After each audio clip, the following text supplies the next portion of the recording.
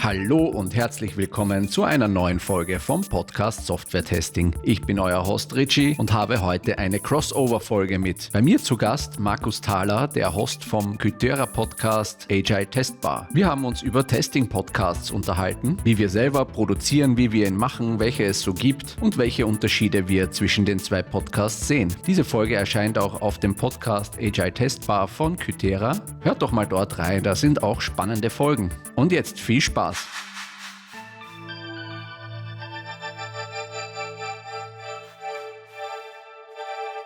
Ja, hallo liebe Tester-Community, ich begrüße euch ganz herzlich zu einer neuen Folge der Agile Testbar. Ich bin heute der Markus und ich habe einen Gast eingeladen, nämlich Richard Seidel. Hallo, hi Markus. Ja, wir wollen heute über das Thema Podcasts für Tester reden. Ich werde jetzt da mal kurz so ein bisschen einen Überblick geben. Es wird heute auch ein bisschen mehr Dialog als sonst sein. Ich werde zwar die Fragen stellen, aber auch meine Erfahrungen hier mit einfließen lassen.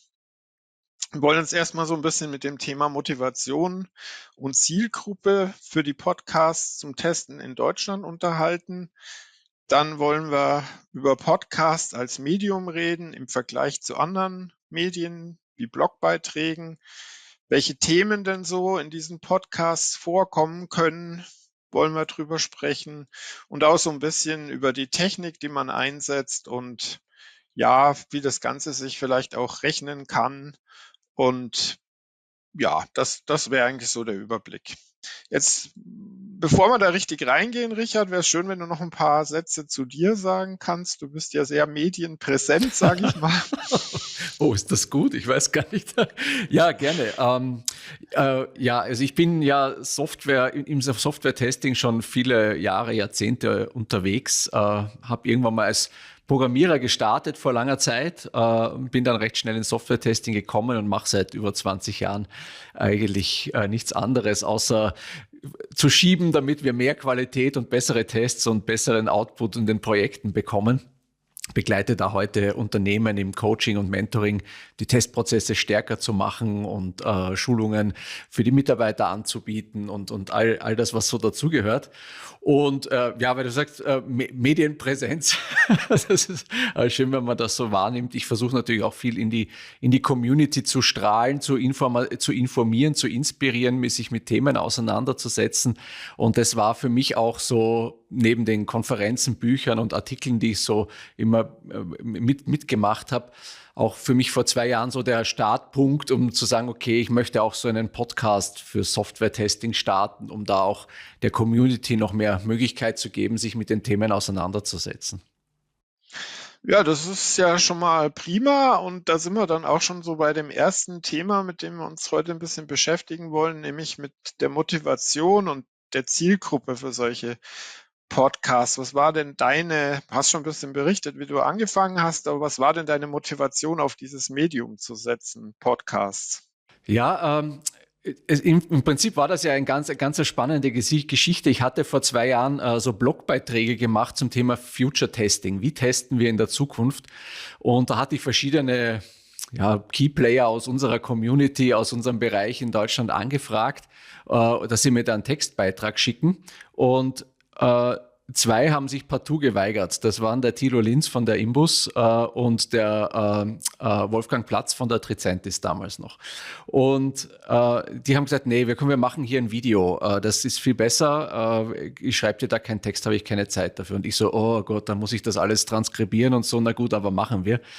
Aber im Endeffekt war das so lustig mit den beiden, da zu plaudern über so ein Thema, Fragen zu stellen, das Feedback dazu bekommen, dass ich gesagt habe, ja, das macht mir eigentlich Spaß und warum nicht einen Podcast starten? Ich höre selber gerne Podcasts und habe mir gedacht, sowas wäre doch eigentlich eine ganz feine Sache. Und so ging's los.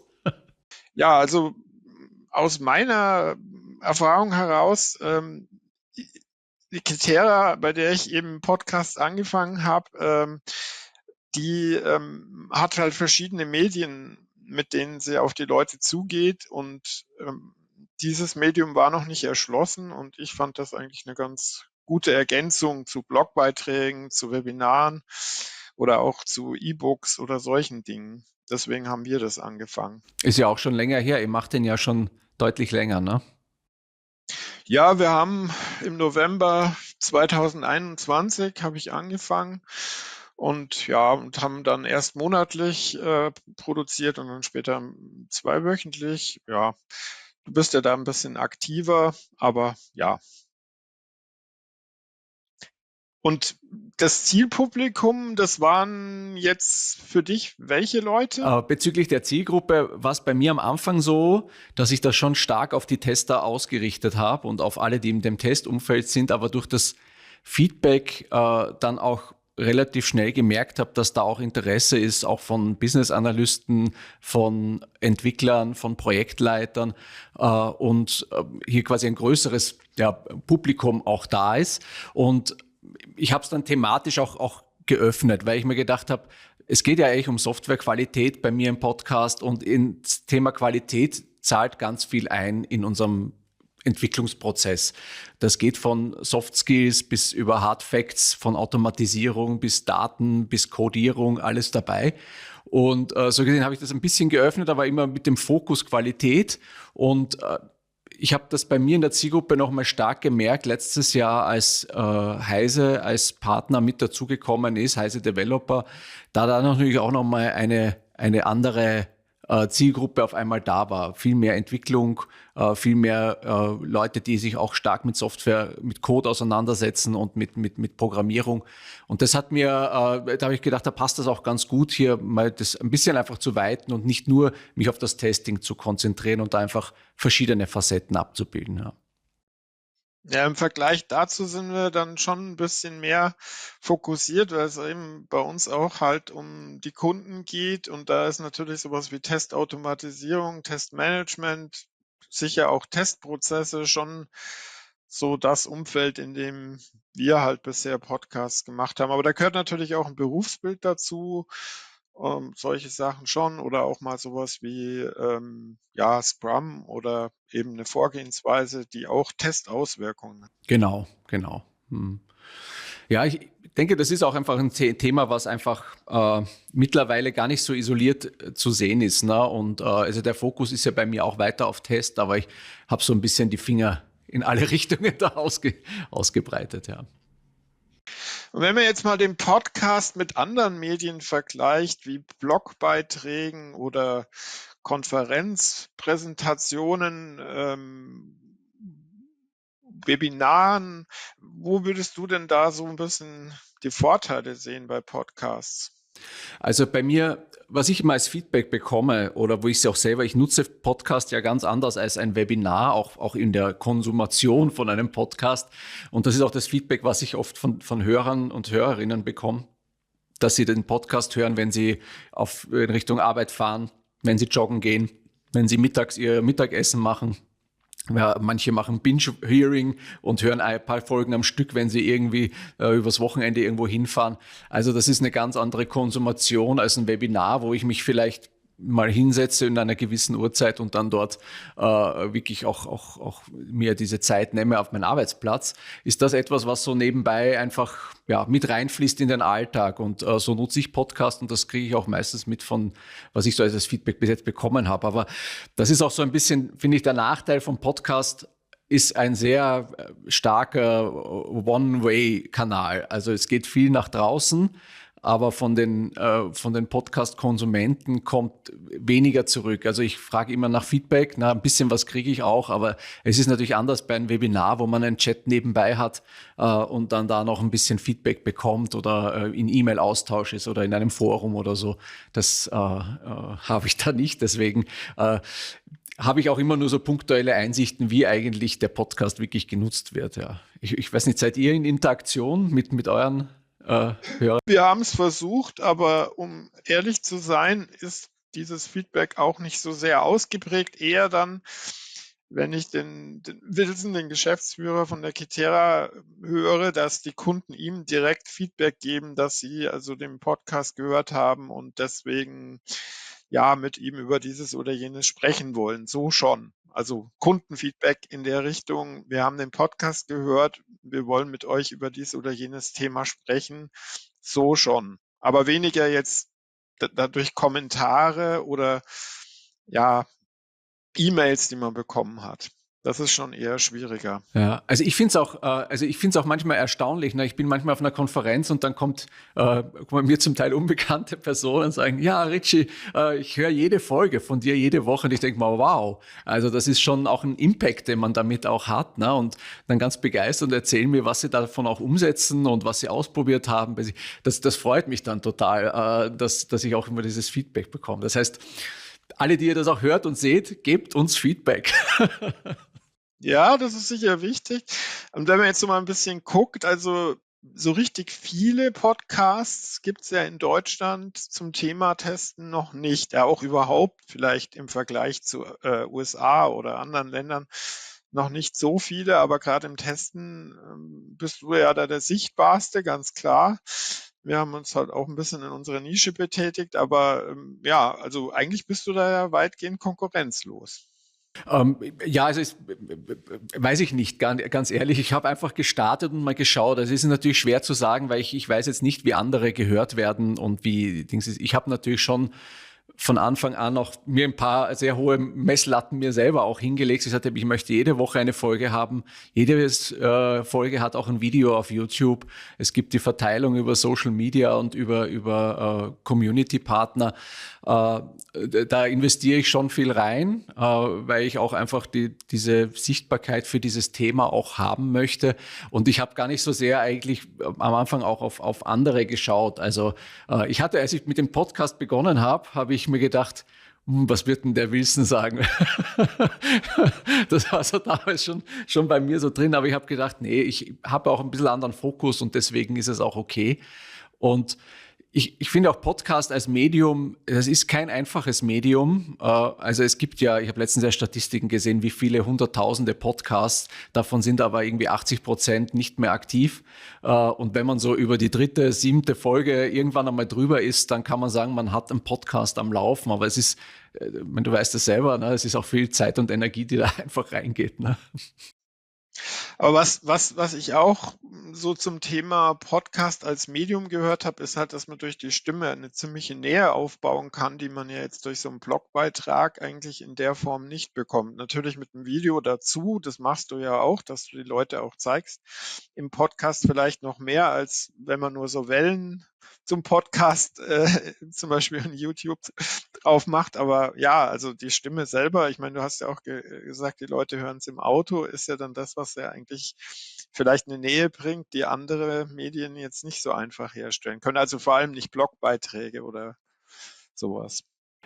Ich glaube schon, dass wir über den Podcast einfach auch näher dran sind und quasi auch ein bisschen in einem, ja, vielleicht fast intimeren Raum sind mit den Hörern, als jetzt über ein Webinar oder so etwas, wenn man, oder ein Blogbeitrag, wie du sagst, weil man einfach man spricht über ein Thema, na, man reflektiert das für sich so und ja, und ist in der Alltagssituation von anderen Menschen angedockt irgendwo, auch wenn man es jetzt gar nicht so bewusst hat. Und ich glaube, das erzeugt schon Nähe. Ja. Und man hat ja halt auch den Dialog, man spricht ja zusammen über ein Thema, das ist ja auch noch ein bisschen beim Webinar halt dann doch auch öfter dann eine einseitige Präsentation. Da gibt es zwar natürlich Q&A, aber im eigentlichen Teil ist es ja erstmal schon eine One-Way-Geschichte, während man hier zumindest jetzt nicht mit dem Publikum, aber mit dem Interviewpartner dann doch recht, sagen wir mal, im Austausch ist. Und da, glaube ich, werden ja manche Sachen dann auch klarer, wenn das aus der einen oder anderen Seite Genau, gezeigt wird. das ist ja etwas, was ja wir in unseren Podcasts hier so machen. Es gibt natürlich ja schon auch Formate, wo sehr viel eine Person nur spricht in dem Podcast und da den Content jede Woche aufs Neue generiert mit neuen Themen und so. Ähm, Im Testing vielleicht nicht so stark, aber so in anderen Podcasts schon. Das war für mich am Anfang, habe ich mir gedacht, oh mein Gott, wenn ich jetzt noch jede Woche eine Folge und mir noch überlegen muss, was ich dann auch noch immer erzähle, habe ich gesagt, na, das machst du nur manchmal. Du holst dir Gäste rein und die können erzählen und ihr Wissen kundtun. Gut, heute versuchen wir mal ein bisschen mehr einen Dialog. Gut, ja, wenn du jetzt so an die Themen denkst, die du da so bearbeitest, du hast ja schon mal so ein bisschen einen Überblick gegeben, was so alles vorkommt. Also jetzt gehe ich mal von mir aus. Also wir haben viel über Testautomatisierung gemacht, über Tools und Prozesse. KI ist natürlich jetzt auch so ein Ding, was man nicht links liegen lassen kann. Aber es gibt auch so schöne Themen wie Lernen. Ja, wie lerne ich denn irgendwas? Zum Beispiel eben ein Testautomatisierungstools, wie kann ich da vorgehen? Oder auch sowas wie ein Berufsbild. Was ist das Berufsbild des Testers? Hast du ja auch, glaube ich, mal einen Beitrag zu gemacht. Und und natürlich, wie ist das Testen oder Qualitätssicherung allgemein im Kontext? Ja, hast du da auch noch mal ein paar Themen, die auch noch da drüber hinausgehen? Du hast, glaube ich, auch Zukunft und solche Dinge, Zukunft des Tests. Genau, wir hatten so ein paar Folgen über die Monate, wo es immer wieder auch einen Ausblick gibt, wo geht's hin, in welche Richtung. Das ist natürlich immer so ein bisschen Kaffeesudleserei, aber das ist schon interessant, sich mal jetzt auch zu überlegen, vielleicht was möchte ich denn als Tester oder Testmanager auch, wie kann ich mich weiterentwickeln, was sind vielleicht Skills, die ich brauche. Wir hatten auch einige sehr softe Themen im Podcast, also zum Beispiel hier dieses Hochstapler-Syndrom, das war gerade eben Imposter-Syndrom mit der Sophie Küster, oder auch Teambuilding, wie kann ich eigentlich eine gute Retrospektive, einen Workshop aufbauen, damit mal wirklich auch alle mitmachen und nicht nur rumsitzen und bringt alles nichts sagen. Also ich habe schon das ein bisschen breiter, aber auch rein in Themen wie ein bisschen kritischer ein Blick zum Beispiel auf Behavior-Driven Development oder auf die Testpyramide. Es war übrigens die bestlaufendste Folge bei mir mit Ronald Brill, der mal gesagt hat, ja, die Testpyramide eigentlich so, wie sie ist, immer anwendbar und sinnvoll, oder gibt es da nicht eigentlich bessere Varianten auch dazu? Also es ist schon sehr, sehr, sehr breit und bunt gefächert. Und wenn ich jetzt so schaue, was jetzt gerade noch ansteht, kommen auch einige Folgen in Richtung KI-Zertifizierung und Prüfung. Da geht es zum Teil auch ein bisschen tiefer in die Technik noch rein. Also das, sagen wir, die Tiefe und Breite, das variiert bei mir immer recht stark in den Folgen. Wir hatten auch mal einen über Kommunikation für Software-Tester, fand ich auch ganz Ja, interessant, dieses Themenfeld. diese Folgen finde ich über Kommunikation, Soft Skills kommen immer sehr gut an. Also ich hatte auch mal einen Ruben da, der hat über Konfliktmanagement und solche Sachen gesprochen, und auch wie man die verschiedene Kommunikationslehren und so.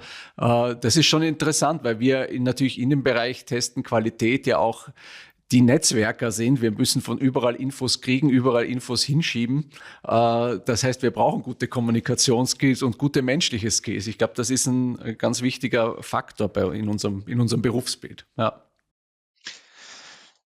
Jetzt Podcast als Möglichkeit, Themen den Leuten näher zu bringen. Da gibt es ja jetzt auch von der ISTQB so eine Initiative, so über den länderspezifischen Tellerrand rauszuschauen und jetzt mal so die globale Community ins Spiel zu bringen.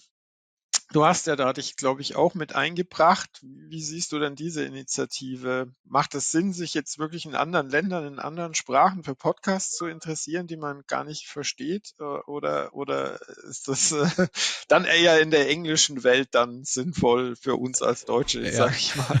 Also das ist natürlich immer so ein bisschen die Krux, ne? Weil ich habe heute auch reingeschaut, nochmal in die Liste auch, und mir dann auch meine Folge angehört, da habe ich auch nichts verstanden, aber ich fand es gut gemacht, muss man sagen. Ich glaube, das hat zwei Aspekte. Das eine ist, was mir das gebracht hat, dass ich da drinnen bin, hauptsächlich auch zu sehen, dass andere Länder auch so Sachen machen, dass es in Polen Podcasts gibt, dass es in Ungarn Podcasts gibt, dass es in Amerika auch Podcasts gibt, die auch dort gelistet sind. Gut, da kann man noch verstehen, aber die in ihren lokalen Communities, in ihrer Sprache Podcasts produzieren, und das finde ich schon toll, weil das zeigt, dass dort die Community auch aktiv ist. Und ich habe es ja bei mir auch immer. Das ist so das Zweite, auch ein bisschen, weiß ich nicht, also genau, ich habe ja Deutsch begonnen, ich habe jetzt auch immer wieder einzelne Folgen auch auf Englisch drinnen, einfach weil die Gesprächspartner dann vielleicht auch nur Englisch können. Ich habe das ein bisschen gemixt jetzt bei mir drinnen, aber möchte mich ja schon auch auf den deutschen Markt weiter auch fokussieren und auf die deutsche Sprache, weil man da einfach auch ein bisschen anders die Themen beleuchten kann. Und ich da einfach auch einen Vorteil drin sehe. Aber ich finde es ganz toll, dass das ISTQB da auch mal so ein bisschen aus ihrer starren Zertifizierungsstruktur rausdenkt, sagt, okay, wir wollen auch hier Community, wir wollen auch hier mal zeigen, was eigentlich so rundherum geht, wo man sich noch informieren kann und inspirieren lassen kann. Ja. Fand ich auch interessant. Wer da Interesse hat, kann ja da auch, glaube ich, ein Webinar angucken, wie ihr euch da mal drüber unterhalten habt aus ganz verschiedenen Ländern. Finde ich auch interessant. Jetzt, wenn wir jetzt mal so auf eine einzelne Folge gucken, wie kommst du dann jetzt genau zu deinen Themen? Ich weiß, du gehst auch auf Konferenzen und nimmst dir dann gleich mehrere vor. Kannst du da vielleicht noch ein bisschen was sagen, wie du zu deinen konkreten Folgen dann kommst? Genau, also da gibt's, also es gibt quasi so zwei Quellen. Das eine ist so, was so kommt auf mich zu, also an Feedback oder sprich mal mit dem, hol mal den oder ich lerne irgendjemanden kennen, wo das Thema passt. Das sind meistens dann die Folgen, die ich remote aufnehme, so wie jetzt auch mit dir, über so ein Online-Format. Aber was ich auch sehr spannend finde, und das hat sich über die Zeit so ergeben, ist die Kooperation hier mit Konferenzen, wo ich mit denen zusammen schaue, welche Speaker haben die, was für Vortragsslots haben die, welche Themen besetzen die und ich dann auf die Konferenz komme und mit ausgewählten Sprechern dann dort direkt Folgen aufnehme. Und das sind dann manchmal auch 6 oder 8 Stück am Tag. Das ist natürlich auch eine ganz schöne Herausforderung, auch körperlich, da immer auch on air zu sein und aufzunehmen und Fragen zu stellen und sich da auch ein bisschen vorzubereiten. Aber es hat, finde ich, einen ganz großen Charme, weil jemand, der auf einer Konferenz spricht, der hat zum einen ein Thema, das ihm am Herzen liegt, sonst wäre er nicht dort. Er kann sprechen, sonst würde er nicht auf die Konferenz gehen. Und er hat auch einen gewissen Qualitätslevel schon durch das Call for Paper, durch das er durchgegangen ist, erreicht. Und das ist für mich natürlich auch ein schöner Filter, weil ich dann weiß, okay, mit dem Gesprächspartner kannst du gut arbeiten. Und es ist auch, ich bin ja dann meistens irgendwo mit meinem ganzen Equipment dort stehe ich in einer Ecke rum. Es ist einfach auch irgendwie witzig, wenn man da so mit den Kopfhörern dann ist und mit den Mikros und die Videos, die Kameras laufen und es hat so ein bisschen Studio-Flair. Das mag ich auch total gern. Ja gut, was wir halt zum Teil oder was ich oft gemacht habe, ist halt ja wirklich im Studio aufgenommen. Also die Leute bei uns sind zu uns gekommen und wir haben dann halt gemeinsam den Podcast aufgenommen. Das war für die halt auch immer ein gewisses Ereignis. Also sowas machst du dann eigentlich nicht, sondern eben entweder Konferenz oder Genau. Also ich hätte zwar hier das Studio hier in Essen, aber es wollte noch keiner kommen. Also, in Frankfurt ist es wahrscheinlicher, da hat zum Beispiel auch ein Matthias Hamburg sich dann auf der Durchreise gern mal eingefunden. Ja, also es kommt also so ein bisschen, also ich bin nicht auf Konferenzen gegangen, irgendwie sind die Leute eben einfach eher auf mich zugegangen oder ich auf sie und es war wahrscheinlich ein bisschen mühsamer, weil in Konferenzen hat man schon Möglichkeit, mit vielen wichtigen und interessanten Leuten dann auf einmal zu sprechen. Das ist schon eine gute Aktion, glaube ich, die du da machst. Ja, wir hatten ja schon ein bisschen über Community gesprochen. Also so eine Art von Community ist natürlich schon so eine gewisse Anzahl von Abonnenten, wo man sieht, ja, jetzt kommt der Podcast raus, dann sind schon immer eine bestimmte Menge von Leuten daran interessiert und hören das auch. Beobachtest du das so ein bisschen, wie sich deine äh, dauerhaften Zuhörer so entwickeln? Kennst du das so ein bisschen? genau, also das schaue ich mir schon immer wieder an, um ein bisschen auch herauszufinden, wie denn eigentlich, welche Themen interessieren, wo bleiben die Leute dran, was wollen sie hören und so. Aber ich merke auch, dass das zum Teil die Zahlen auch sehr, sehr unterschiedlich auch sind, wo es für mich nicht so nachvollziehbar ist oder so. Also zum Beispiel, ich hatte letztes Jahr, ich mache immer Dienstag die Folge und ich hatte jetzt über den Jahreswechsel eine Folge direkt zu Weihnachten am 24. und eine am 31. Na, jetzt könnte man sagen, ja, da hört doch keiner einen Testing-Podcast. Ne? Weit gefehlt. Also die Folge am 24. Das ist eine der besten Folgen der Wochen in dem ganzen Zeitraum. Also ich weiß nicht, ob dann alle warten auf die Bescherung und dann noch schnell einen Podcast hören. Die Testbescherung, ja. Das war natürlich ein spannendes Thema. Ich hatte da Thilo Linz mit Testing, Trends in Testing und das hat vielleicht auch das gezogen. Es ist natürlich schwer herauszufinden, was eigentlich dann den Mehrwert bringt. Aber da haben viele gehört. Ne? Und manchmal gibt es auch so Wellen hinterher, dass ich dann merke, bei einer Folge tut sich wieder irgendwas. Da hat vielleicht irgendwer die Folge irgendwo in sein Netzwerk geteilt. Das ist, und was für mich dann auch noch spannend ist bezüglich den Abonnenten und Hörern, ist natürlich auch zu sehen, ich mache es ja auch auf YouTube, laufen die Folgen ja auch.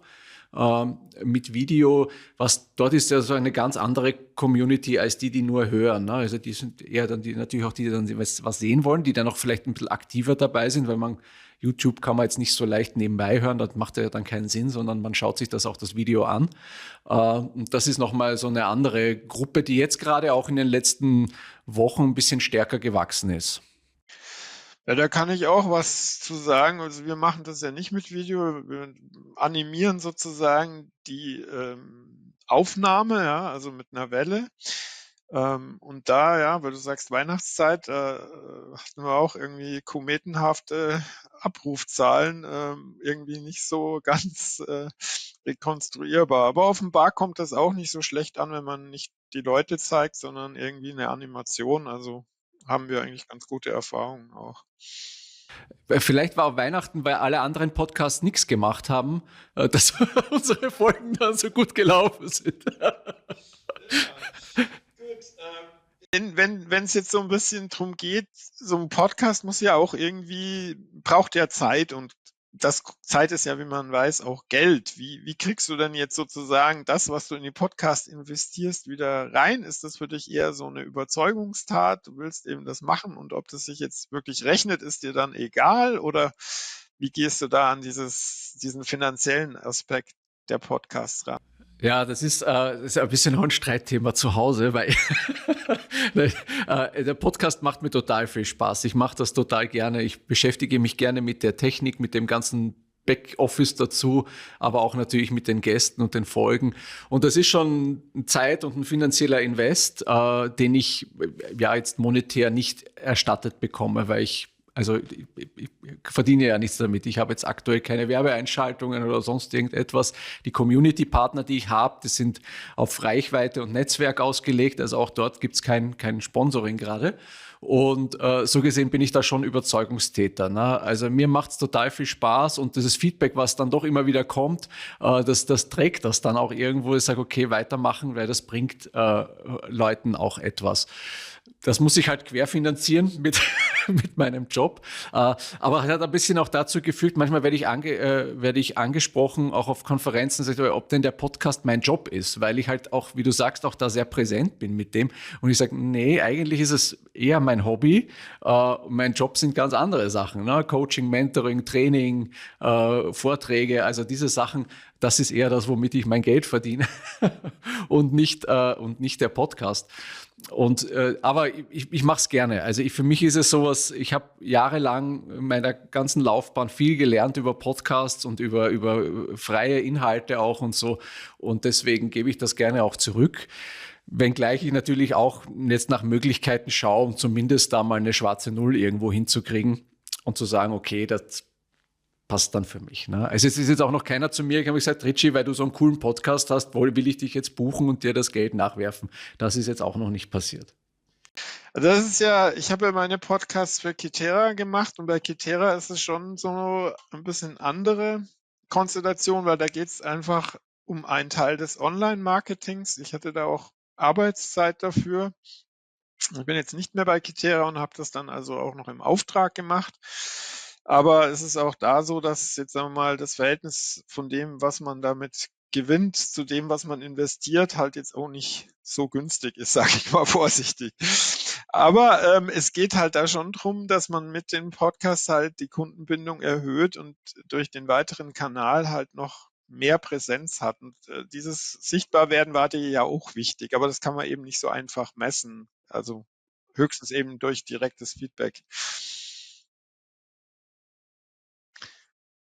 Okay, aber ja, wir hatten schon ein bisschen diese Thematik jetzt, man investiert und dann schaut man, wie es ankommt. Was sind da für dich so die wichtigen Werte? Die Zahl der Zuschauer oder Zuhörer oder was ist da für dich die Marke? Also ich gar nicht so sehr die Zuschauer oder Zuhörer, also die Zahlen, die dann so in diesen Backends sind, die schaue ich mir wohl auch an, um zu sehen, was funktioniert und nicht. Aber ich denke, also was mir viel mehr hilft, ist, wenn ich jetzt dann die Kommentare unter den Social Media Posts lese oder auf YouTube, wo dann auch mal ein Feedback kommt.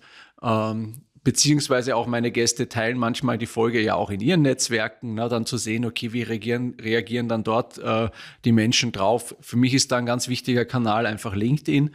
Und da sehe ich dann schon anhand der Kommentare und auch der Likes ist das Thema ein interessantes, spannendes. Gibt es vielleicht eine kontroversielle Meinung? Das ist manchmal auch ganz spannend, um zu sehen, okay, funktioniert das Thema oder nicht? Also mir ist zum Beispiel jetzt aufgefallen, letztes Jahr war ganz viel KI natürlich auch immer wieder Thema. Und das hat sich jetzt so, was ich so jetzt an der Thematik so ein bisschen leer gelaufen, weil da braucht es ja wirklich jetzt auch, wenn man eine KI-Folge macht oder so, da muss man auch echt guten Content liefern. Ne? Also da hilft es nichts zu sagen, ja, wir müssen uns mit KI auseinandersetzen und das ist jetzt die Zukunft. Und so eine Folge haben wir jetzt schon ein paar Mal gehört. Irgendwo, das wissen wir alle, aber es braucht die konkrete wie denn jetzt? Ne? Was läuft denn gerade? Und da merke ich schon gerade so einen Shift. Und auf diese Dynamiken muss man ein bisschen Acht geben, weil sonst produziert man da ja vielleicht Folgen, wo der Hörer dann auch nach ein paar Minuten denkt, komm, das lassen wir jetzt. Das ist immer das Gleiche. Ne? Ja.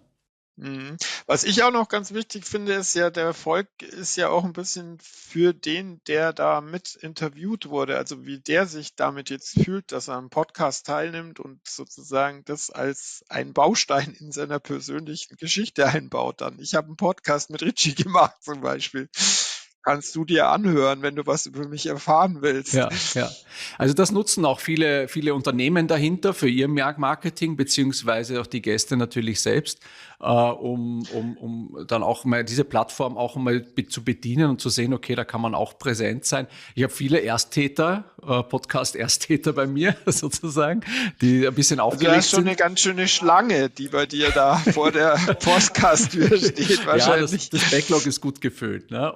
Aber viele sagen halt, ja, es ist das erste Mal, was muss ich denn beachten? Die wollen dann auch alles genau wissen vorneweg und so. Und im Endeffekt sind sie nachher immer gelöst und da ich happy, dass wir so ein schönes Format und so ein schönes Video und Audio auch für sie haben. Und das nutzen die dann auch für sich, ne? als Marketing, als Reputation oder so. Ne? Und vielleicht, weil du jetzt eine kleine Geschichte noch bezüglich Feedback, was für mich ganz schön war. Ich hatte nach einer der ersten Folge 2023 hat mich eine junge Dame angeschrieben und hat gesagt, ihr hat die Folge so gut gefallen, ich möchte jetzt Testerin werden. Und was sie denn tun muss. Und ich habe gesagt, ja, machst du mal ein ISTQB Foundation Level und dann machst du dir ein schönes Anschreiben und dann bewirbst dich da bei ein paar Firmen in deinem Umfeld und so, und dann schaust du mal, dass du da eine gute Position bekommst. Ne? Dann habe ich ein paar Wochen nichts gehört und dann kam auf einmal wieder eine E-Mail, ja, ich habe jetzt den Foundation Level geschafft und beginne jetzt eine neue Position als Testerin. Und da ging mein Herz auf, weil ich mir gedacht habe, wow, was für ein Impact, den wir hier haben können. Und das hat mich also über Monate getragen, dieser Moment, ne, dass ich gesagt habe, doch wunderbar, ne, wenn jemand da so Feuer fängt dadurch. Ja, wenn wir jetzt mal ein bisschen mehr so ans Produzieren von Podcasts schauen, du gehst ja da ein bisschen anders dran wie ich. Wie bereitest du so einen Podcast vor? Ja, also da gibt es zwei Überlegungen bei mir. Das eine ist, Podcast per se, finde ich, hat ja den Vorteil, der Prozess von einer Folge ist eigentlich immer der gleiche. Es ist zwar der Inhalt ein anderer, aber man hat irgendwie immer einen Gast, man hat irgendwie Postproduktion, man hat dies und das und jenes und Aufnahme. Aber diese Strecke für eine Folge ist immer sehr, sehr identisch und somit kann man da auch viel automatisieren und solche Sachen und machen.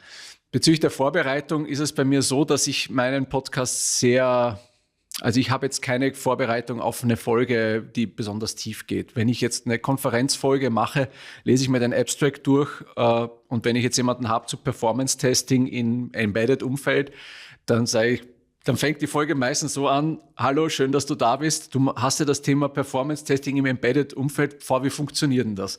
So, und dann geht das Gespräch los und dann stelle ich 2, 3, 4 schlaue Fragen hoffentlich, die mir so einfallen dazu, die mich selber auch interessieren meistens. Und so kriegen wir das Gespräch dann hin. Also ich hab keine intensive thematische Vorbereitung, wobei ich natürlich über meine Erfahrung auch viel von den Themen kenne, aber eben nie so im Detail. Darum will ich sie ja auch ein bisschen mehr wissen. Ja.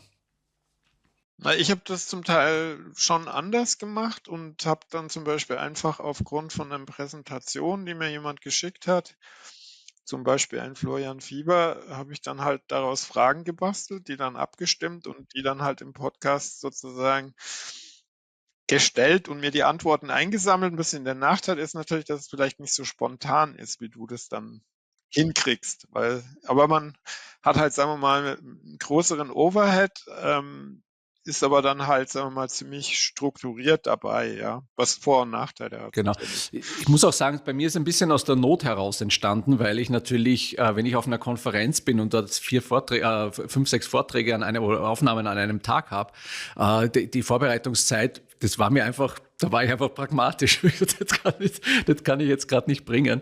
Und da müssen wir einfach so durch. Und das finde ich, es funktioniert ganz gut. Aber manchmal ist es natürlich schon so, dass die Struktur auch dann einfach fehlt. Manchmal gibt es Folgen, wo ich mir denke, ach, da hätte ich dann doch vielleicht nachher noch das oder jenes gefragt oder ich kriege auch das Feedback, hättest mal das noch gefragt, das wäre interessant gewesen. Da würde das vielleicht schon helfen, mir vorher auch dazu mehr Gedanken zu machen. Aber ich versuche das eher über die Spontanität. Das ist auch mit der Grund, warum du hast jetzt hier vorne das Intro ja schon für dich aufgenommen, hast gesagt, was wir besprechen werden in dieser Folge. Ich mache das immer erst hinterher, also wenn die Folge aufgenommen ist, dass ich mich nachher nochmal hinsetze und das Intro einspreche, weil wir manchmal auch wirklich beim Gespräch komplett abbiegen in irgendein Thema rein, was dann einfach gar nicht vielleicht zum Ursprungsthema passt. Also das ist bei mir da ein bisschen variabler und fluider. Ja auch ein mögliches Herangehen. Und du hast ja schon gesprochen, oder hast es erwähnt, wenn man jetzt das Ding im Kasten hat, ist es ja noch nicht zu Ende. Da gibt es ja dann noch was zu tun. Wie viel Arbeit steckst du da so rein in das Post-Productions? Genau, also das ist, also da habe ich auch, also wie gesagt, vorher ist es natürlich schön, dass dann viel an Thematiken dann auch irgendwie immer gleich sind pro Folge. Ne? Also ich brauche ja irgendwie einen Blogpost dazu, ich brauche Shownotes, ich brauche die Links, die Biografie, das Foto, irgendwelche Zitate daraus, eine Headline, bla bla bla bla. Also da gibt es eine ganze Liste, die ich irgendwo generieren muss daraus. Das mache ich zum Teil manuell. Da lasse ich mir zum Teil auch ein bisschen von KI helfen und mir Inspirationen geben, die ich da mit nutze. Und die Postproduktion, gerade was Video und Audio angeht, das habe ich am Anfang selber gemacht. Und dann habe ich relativ schnell gemerkt, ich kann das überhaupt nicht. Ich sitze da ewig an so einer Folge mit der Schnibbelei da und es ist mir nie gut genug und alles. Das habe ich mittlerweile ausgelagert an ein befreundetes Unternehmen, die sich sehr stark in dem Videoumfeld bewegen. Und die schneiden mir die Folgen dann immer hübsch zusammen, wobei wir auch nur Anfang und Ende rausschneiden. Also in meinen Podcast, ich schneide eigentlich zwischendrin nichts raus. Ist mir noch nie wirklich untergekommen, glaube ich. Und Ja, da mache ich mir zum Teil mehr Arbeit, weil es gibt ja Menschen, die dann vielleicht doch zu oft ein einbauen oder ein Ja oder was auch immer. Und da habe ich zumindest immer mich bemüht, das dann vielleicht noch ein bisschen auszugleichen. Und ich weiß nicht, vielleicht gäbe es da auch eine KI, aber mir gibt's ist auch, keine aber bekannt, die Äs ausbaut. ja, gibt's auch, aber die funktionieren auch nicht so gut. Und ich finde, also ein gutes Maß ist da schon schön, wenn man das auch also ich finde das gut, wenn du das auch diese Dinge rausnimmst, weil ich merke das bei mir bei manchen Folgen auch, wenn ich mir die nachher anschaue. Ich habe zum Beispiel das Problem, dass ich öfter dann, wenn jemand spricht, immer sage, so, und das ist auf Dauer, denkt man sich jetzt, Richie, halt doch mal die Klappe.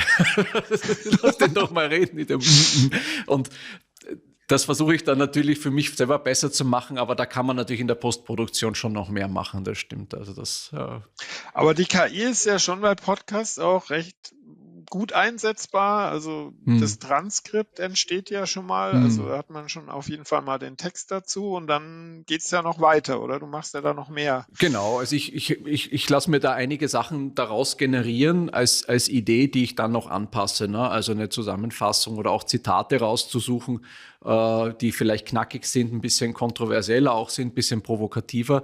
Prüfe ich das natürlich dann immer und passe es dann auch an, weil manchmal kommt dann halt auch immer wieder Schrott raus. Aber das ist ein guter Input. Das spart mir sicher, ich würde sagen, 2-3 Stunden Arbeit pro Folge, dass ich da schon so eine Vorbereitung bekomme. Ja. Und du hast ja dann auch immer eine Podcast-Seite zu jedem Mhm. Podcast, oder? Genau, also es gibt immer Also eine wenn Blog. jemand mehr wissen will zu einem einzelnen Ding, dann kann er da auch sich auch noch mehr Wissen abholen. Genau, es gibt zu jeder Folge eine Blogseite auch oder eine Podcast-Seite auch, wo ein bisschen mehr Text dazu ist, wo noch ein paar mehr Links dazu sind. Das Ganze noch auf Deutsch und Englisch. Das habe ich mir auch mal mit angefangen aufzubauen und da ist der Podcast dann auch schön eingebettet, ja. Gut, und jetzt, wenn man noch mal guckt, so wo erscheint dann so ein Podcast bei dir, auf welchen Plattformen und wie geht die Verteilung? Also es gibt ja Apple Podcasts, es gibt ja Spotify, es gibt ja eine ganze Menge Hm. verschiedener Podcast-Anbieter. Wie machst du das? Mhm. Also ich habe ja zwei große Plattformen, auf die ich ausspiele. Das eine ist YouTube, wo das Video hinkommt. Dahinter hängt ja auch noch YouTube Podcast. Das ist ja also Google Podcast wurde vor einiger Zeit eingestellt. YouTube Podcast hat das übernommen. Ich glaube im deutschsprachigen Raum nicht wirklich relevant, aber das wird automatisch auch dort als Podcast Audio ausgespielt. Und sag mal, alles, was Audio passiert, das spiele ich bei meinem Hoster Podigy aus und der verteilt es dann an Apple, an Spotify, an RTL Plus und wo der Podcast halt überall zu hören ist. Und dort kann man den Podcast, also das passiert dann von diesem Hoster automatisch. Es gibt bei den Großen mache ich dann manuell noch ein bisschen Nacharbeit. Bei Spotify kann man so eine Umfrage hinterlegen hinter jeder Folge, die man in der App beantworten kann. Da füge ich immer irgendwas thematisch Passendes noch dazu. Und bei Apple ist es so, dass man dort nochmal gesondert die Gästebilder und die Porträts vom Gast auch mit einblenden kann. Das ist auch noch ein extra Schritt, den ich bei Apple dann auch noch gehen muss. Das kann quasi mein Verteiler Podigy nicht leisten. Ja. Ihr seid nicht bei Mhm. Podigy, glaube ich, ne, mit deinem Podcast. Nee, wir sind bei Ja. Libsyn. Also wir haben unsere Podcasts über Libsyn Hm, verteilt hm. Aber das geht ja oder auch an alle verteilen sie. Plattformen dann, ne?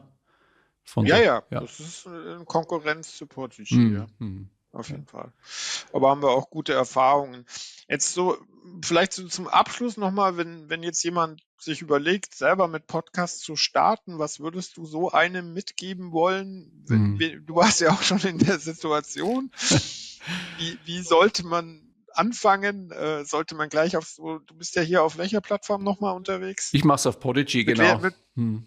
ja, nee, mit was nehmen wir das jetzt hier Ach auf? so, das ist Riverside. Das ist das Online-Studio, wo wir jetzt gerade aufnehmen, ja. Riverside. Genau, ja, Hm. also sowas zu nehmen. Also ich habe es ja immer in einem Studio gemacht und habe dann mit so einem Audioprogramm das geschnitten mit Audacity, ist ja so ein Hm. Open Source. Ähm, Du würdest dann wahrscheinlich eher die Plattform empfehlen, die du da nutzt, dieses Riverside. Ja, also es ist immer die Frage, wie man skalieren möchte. Also wenn ich heute nochmal anfangen möchte oder wenn jemand beginnt, ich glaube, eine wichtige Entscheidung ist, mache ich mit Video oder ohne. Mit Video ist deutlich mehr Komplexität, finde ich. Man hat dafür durch das Video und man hat Shorts und Reels und was man nicht alles daraus generieren kann, aber es ist natürlich auch viel mehr Aufwand. Man muss hier ein bisschen mit Licht Acht geben mit dem ganzen Setting. Ansonsten ist es einfacher, also es ist komplizierter zu handeln als jetzt reine Audiospuren. Da kann ich natürlich mit einer Audiospur, da kann ich ein iPhone nehmen und das einfach uns gegenseitig hinhalten und dann kann man auch schon einen Podcast aufnehmen. Und ich glaube, das ist so ein bisschen das Zweite, wo ich wenn ich heute noch mal starten würde, auch ein bisschen schneller rangehen würde an das Thema, nämlich einfach einmal Folgen aufnehmen und Content produzieren. Also der Podcast lebt ja von einer gewissen Kontinuität und Perfektion macht diese Kontinuität sehr schwierig, weil wenn ich mir jetzt immer alles genau überlege, wie das alles, jede Folge genau auszusehen hat, die perfekte Technik dazu, die perfekte Postproduktion dazu, dann werde ich wahrscheinlich die ersten 2 Folgen noch gut motiviert hinbekommen und dann wird es aber auch viel Aufwand. Das ist, glaube ich, auch mit ein Grund, warum so viele Podcasts nach 3 bis 7 Folgen absterben, weil einfach der Aufwand zu groß wird und ich glaube, da kann man ein bisschen runtergehen mit den Erwartungen vielleicht auch und lieber schauen, dass man es leichtgewichtiger aufzieht und dann lieber so einen kontinuierlichen Flow haben. Weil im Endeffekt geht es ja um den Content, der da geliefert wird. Ne? Mhm. Ja, also ich denke, wir haben jetzt das Thema doch recht umfassend beleuchtet. Also aus meiner Sicht haben wir eigentlich, glaube ich, schon einen ganz guten Einblick gegeben. Ich wünsche dir noch weiterhin gutes Gelingen und vielleicht sprechen wir ja mal wieder über das Thema. Auf jeden Fall. Also wir haben ja auch gesagt, wir wollen ja diese Folge auf beiden Kanälen ausspielen. Das heißt, wird bei mir erscheinen, wird bei dir erscheinen, ein Crossover, wie man das so schön sagt. Das finde ich eine schöne Idee. Und ja, ich finde auch klasse, dass wir uns mal über das Thema so genähert haben. Du hast ja ganz andere Erfahrungen zum Teil mit dem Podcast gemacht als ich. Und das ist einmal schön, das zusammenzubringen. Und vielleicht motiviert das noch jemanden, bald einen neuen zu machen. Ja, wäre doch eine gute Sache. Ja, in diesem Sinne bedanke ich mich bei den Zuhörern fürs Zuhören und ja, bis zu einem nächsten Mal hoffentlich. Ja, danke Markus für die Einladung. Tschüss. Tschüss.